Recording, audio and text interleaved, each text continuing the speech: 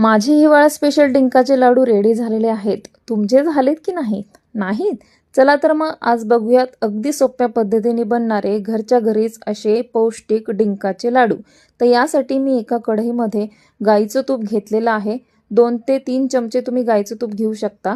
त्यात आपण 250 ग्रॅम बदाम, 250 ग्रॅम काजू आणि 200 ग्रॅम अक्रोड असे भाजून घेणार आहोत। 1 ते 2 मिनिट याला तुपामध्ये भाजून घ्यायचं आहे। आता आपण याच कढईमध्ये 100 ग्रॅम पिस्ता भाजून घेणार आहोत। मी यात परत तूप ॲड केलेलं नाही। जसं तूप आपल्याला लागेल तसं आपण ॲड करू। आता त्याच कढईत मी 50 ग्रॅम पंपकिन सीड्स आणि 50 ग्रॅम सनफ्लावर सीड्स भाजून घेतलेले आहेत। तुपात भाजल्यामुळे लाडवाची शेल्फ लाईफ वाढते आणि ते छान टिकतात। आता याच कढईमध्ये मी 300 ग्रॅम डेसिकेटेड कोकोनट ॲड केलेला आहे। मी यात डेसिकेटेड कोकोनटचा वापर केलेला आहे कारण तो मला आवडतो लाडवांमध्ये। तुम्ही ड्राय कोकोनट पण किसून घेऊ शकता आणि तुम्ही त्याचा वापर करू शकता तुमच्या आवडीनुसार। तर हा कोकोनट पण आपल्याला छान लाईट ब्राऊन असं भाजून घ्यायचा आहे जेणेकरून लाडू छान टिकतात। आता हे कोकोनट छान लाईट ब्राऊन भाजून झालेलं आहे। आता आपण या कढईमध्ये थोडंसं अजून तूप ॲड करूया। आता मी या तुपामध्ये खारकेची पूड भाजून घेणार आहे।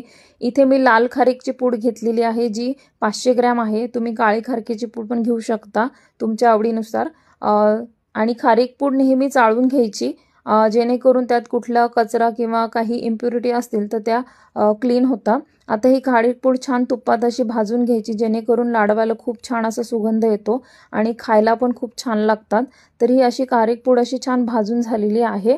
आता मी थोडंसं तूप अजून ॲड केलेलं आहे आणि त्यात 50 ग्रॅम डिंक मी तळून घेतलेला आहे। डिंक मी आधी मिक्सरला फिरवला आणि मग तो तळून घेतला जेणेकरून तो आतपर्यंत तळल्या जातो। हा तळून घेतल्यानंतर परत याला मिक्सरला फिरवायचं आणि हे सगळं आता आपण छान तुपात भाजून घेतलेलं आहे। आता आपण हे थोडं थोडं मिक्सरला फिरवणार आहोत जेणेकरून लाडू छान वळल्या जातील। आता मिक्सरला फिरवल्यानंतर मी यात थोडासा गूळ ॲड केलेला आहे। गूळ तुमच्या आवडीनुसार तुम्ही ॲड करू शकता आणि थोडंसं वेलची पूड मी यात लाडवात ॲड केलेली आहे जेणेकरून त्याला छान असा स्वाद येईल। तर आपले हे लाडू छान वळून झालेले आहेत। अगदी सोप्या पद्धतीने घरच्या घरी तुम्ही हे बनवू शकता। खायला खूप पौष्टिक आहेत आणि खूप छान टिकतात सुद्धा।